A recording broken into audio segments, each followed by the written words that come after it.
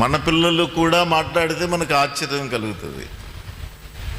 ఎలాగా వీడు ఇలాగ ఇన్ని బూతులు ఎలా మాట్లాడుతున్నాడు అని మనకు ఆశ్చర్యం అన్నమాట. అంటే ఎవడు నేర్పించారు వీడికి అని. మన పిల్లలు అలాగ ఎదుగుతూ ఉన్నారు. అందుకనే వారికి దేవుని మాటలు చెప్పాలి. మన పిల్లలకి దేవుని ఊసులు చెప్పాలి. వారికి దేవుని సంగతులు చెప్పాలి. లోక విషయాలు, సినిమాలు, టీవీలు, సీరియళ్ళు అవి చెప్పి వాడు కూడా అలాగే తయారవుతాడు. దేవుని కథలు, యేసు ప్రభు ఎలా జన్మించాడు, ఈ విశ్వం ఎలాగ ఏర్పడింది, యేసు ప్రభు వారు ఏం చేశారు, చిన్న పిల్లలకి మనము తెలియచేయాలి. ఆయన ప్రజ్ఞకును ప్రత్యుత్తరములకు వారందరూ ఆశ్చర్యపడ్డారు. తల్లిదండ్రులు చూచి ఆశ్చర్యపడ్డారు. లోకం మనల్ని చూచి ఆశ్చర్యపడేటట్లుగా దైవ జ్ఞానాన్ని మనం పెంచుకోవాల్సిన అవసరత ఉన్నది. మూడవది, ఆయన మాటలు ఆశ్చర్యకరం. యేసు ప్రభువు మాటలు ఆశ్చర్యకరం. ఒక మాటలో చెప్పాలంటే యేసు ప్రభువు లాగా గతములో, ప్రస్తుతం, భవిష్యత్తులో ఎవ్వరూ కూడా ఎప్పుడూ మాట్లాడలేదు. ఆయన దయగల మాటలు. పర్వత ప్రబోధం ముగిసిన తర్వాత జనసమూహం ఆయన మాటలు విన్న తర్వాత మత్తయి సువార్త 7:28 అంటారు, జనసమూహములు ఆయన బోధకు ఆశ్చర్యపడిరి. చెప్పండి గట్టిగా, జనసమూహములు ఆయన మాటలకు ఆశ్చర్యపడిరి. లూకాసు వార్త 4:22 ఆయన నోటి నుండి వచ్చిన దయగల మాటలకు ఆశ్చర్యపడిరి. ఆయన నోట నుండి వచ్చిన దయగల మాటలకు వారు ఆశ్చర్యపడిరి. ఆయన మాటల్లో ఏముంది? జీవం తొణికిసలాడుతుంది. ఆయన మాటల్లో సృజనాత్మకత ఉంది. ఆయన మాటలలో ఏదో ఒక క్రొత్తదనం మనము చూస్తాం. ఆయన మాటలు శూన్యములో నుండి సృష్టిని చేసినవి. ఆయన దయగల మాటలు. ఒక కుష్ఠరోగి ఆయన ఎదురుగా నిలవబడి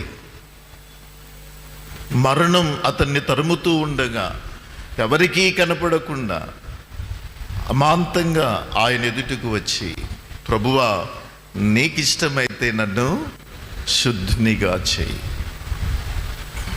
మనమైతే వాళ్ళంత దూరం పారిపోయేవాళ్ళం. ఆనాటి సమాజంలో కుష్ఠరోగులను రాళ్లతో కొట్టి చంపాలి. మరణం వారిని తరుముతూ ఉండగా దయ కోసమై, కనికరం కోసమై ఎదురు చూసి వచ్చిన ఆ వ్యక్తిని ప్రభువు కాదనలేదు. యేసు వానిని చూచి కనికరపడి చెయ్యి చాపి వానిని ముట్టి, నాకిష్టమే, నీవు శుద్ధుడవు కమ్ము. మనం మనుషులను చాలా అసహించుకుంటాం. మనం ఎప్పుడూ కూడా మన మాటలు చాలా క్రౌర్యంగా, కఠినంగా ఉంటాయి. మనం హృదయాన్ని, మనస్సును, శరీరాన్ని గాయం చేస్తాం. యేసు ప్రభు మాట్లాడిన మాటలు మనుషులకు శక్తిని, జీవాన్ని, సమృద్ధిని, సకల ఆశీర్వాదములను అవి అనుగ్రహించాయి. ఆయన దయగల మాటలకు అందరూ ఆశ్చర్యపడ్డారు. యేసుక్రీస్తును బంధించడానికి కొంతమంది సైనికులు వచ్చారు. ఆయన మాట్లాడుతూ ఉండగా నిలబడిపోయారు. నిలబడి ఒట్టి చేతులతో వెనక్కి వెళ్ళిన వారితో చెప్తారు, ఎందుకు ఆయనను మీరు బంధించలేకపోయారు అంటే, మేము ఆయనను బంధించలేం, ఎందుకంటే ఆయన మాట్లాడినట్లు ఎవరును ఎన్నడూను మాట్లాడలేదు. ఆయన మాటలు మమ్మల్ని బంధించి వేశాయి. దేవుని బిడ్డలారా, దేవుని వాక్యం మనం వినాలి. ఆయన వాక్యములో జీవమున్నది. ఆ మాటలు నీ జీవితాన్ని సమూలంగా మార్చివేస్తాయి. నీలో ఒక నూతన శక్తిని, నిరీక్షణను, ప్రేమను, విశ్వాసాన్ని ఆ మాటలు కలుగచేస్తాయి. ఆ మాటలు వింటూ ఉంటే నీలో స్వస్థత కలుగుతుంది. నీ జీవితంలో లెక్కలేనన్ని ఆశీర్వాదాలు ప్రభు అనుగ్రహిస్తారు. ఆయన మాటలు మనము వినాలి. లోకములో ఉన్న మాటలు వినటానికి అలవాటు పడిన మనం దేవుని మాటలు వినటానికి చాలా అశ్రద్ధగా ఉంటాం. ఆయన బోధలు ఆశ్చర్యకరం. 4వది, ఆయన చేసిన అద్భుతాలు ఆశ్చర్యకరం. ఆయన ఆశ్చర్యకరుడు. మత్తయి సువార్త 8:26లో ఆయన గాలిని సముద్రమును గద్దింపగా మిక్కిలి నిమ్మలమాయెను.